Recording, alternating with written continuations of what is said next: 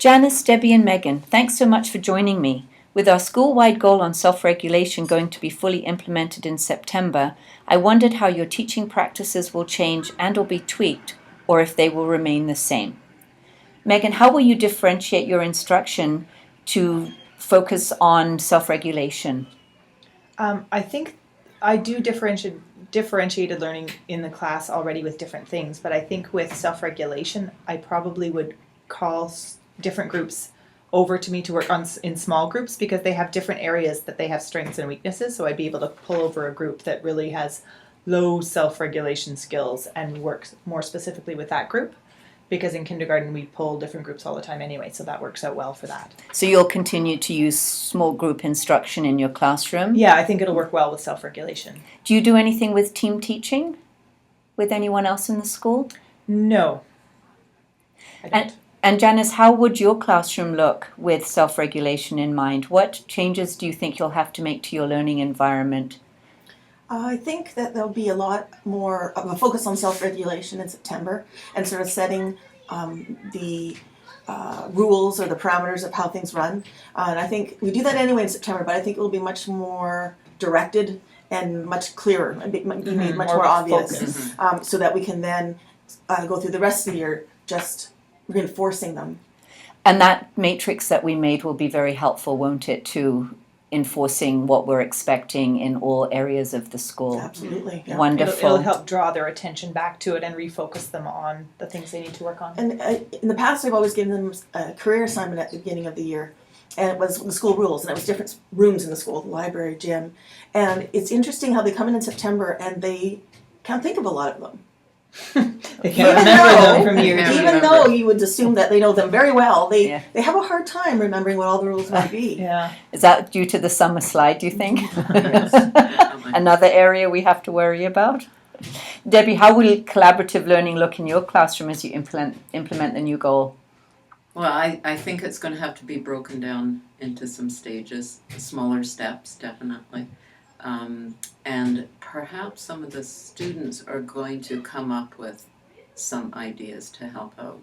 Student involvement, definitely how that's going to look like and what works for specific students. Mm-hmm. They might have something in mind and others can find if that works for them or not. Definitely teacher modeling. Perhaps just a few goals at a time for that.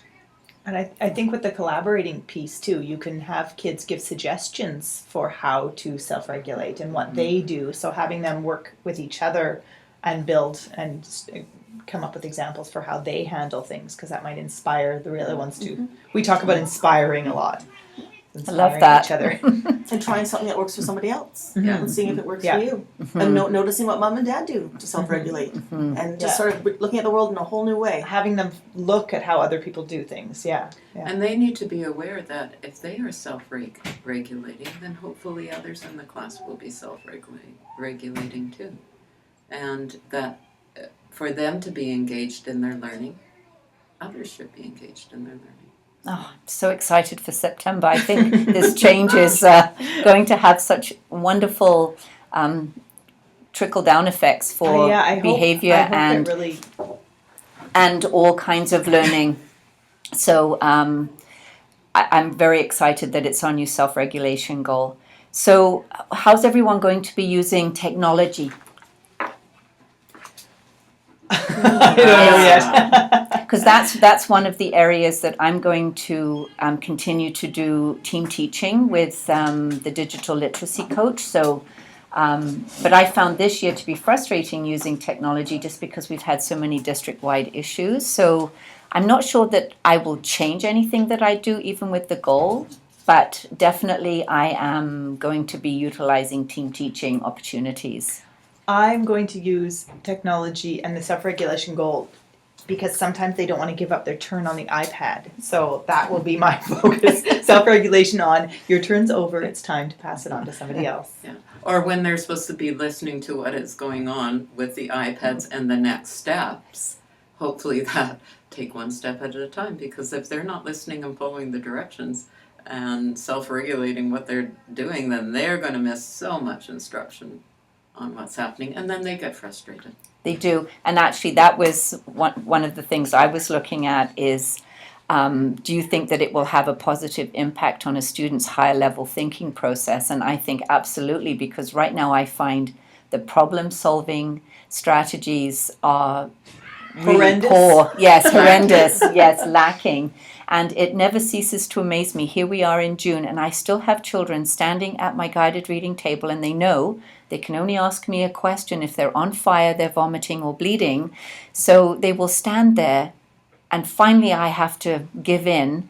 And it's about not having a chair or a pencil. And it's shocking to me that they still need to come and ask for those kinds of No. things. Yeah.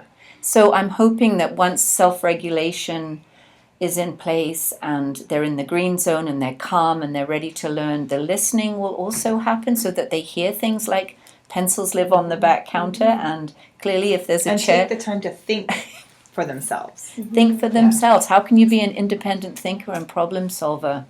So And clearly, eventually it'll get away from the listening, and they'll have to know that there's so much more to self-regulation. What do I need to solve this problem? Do I need some supplies? Who do I need to ask? And it's just not all about listening. no, it's about so much more. So it's a timely goal, don't you think, for us at the school? Definitely.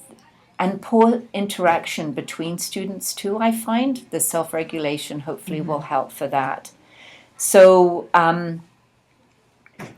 I think it's a goal that we're going to really be pleased that we've implemented, and for the staff to vote unanimously to change it. Clearly we were all thinking the same. So any last words Well, on...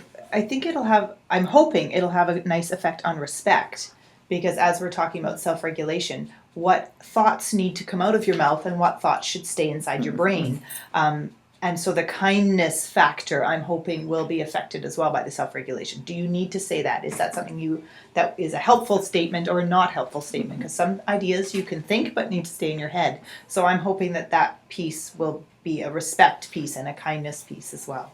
Indeed. I was speaking to a colleague last night, and they were explaining how they went to a very fluid classroom with very movable furniture and very untraditional furniture, like a couch with side tables and little stools, and she was commenting that the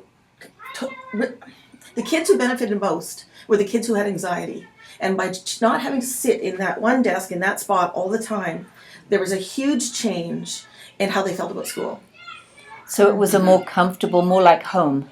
So it was relaxing. And they had the choice. And some choice. They I had think the that's a big choice. thing for a lot of kids, is having choice. It's also space in the classroom, though. I would love to do something like that. So right now I'm sort of stuck with options about if you need to stand to do your work or if you need to sit on the floor and do it. I don't mind. I just ask that they do it respectfully so they're not interrupting other people's learning. But I would love to have a bigger classroom It for would the be space. nice to have more space, but it's also nice to have a place where they can all go and sit and work on something too. So I would love to have more things in my classroom so there is more choice, but I still want to have my tables there so that they can all go and color a picture if that's what our job is together. So And in kindergarten, that's important too, isn't it, for whole group work and then independent and then small group. yeah. Debbie, your last thoughts on... Well, I guess the biggest thing is that we want all our learners to be engaged. So it is a big task, but I think it's definitely a doable task. And just take some small steps to get there. And it'll be good. I think so too. Yeah. I'm still going to, when you say being engaged, I'm still going to connect what we're learning to real life, because kids really enjoy learning about counting by 5s and 10s when I link it to money, and they get chances to earn the paper money, and it makes it more relevant to life. So I agree. I think student engagement is so important. So here's hoping that we have a terrific 2017-2018 school year with our new self-regulation goal. Thank you so much for your thoughts and your insights. I'm so excited, and I feel very blessed to be working with such lovely teachers. Thank you so much. You're welcome.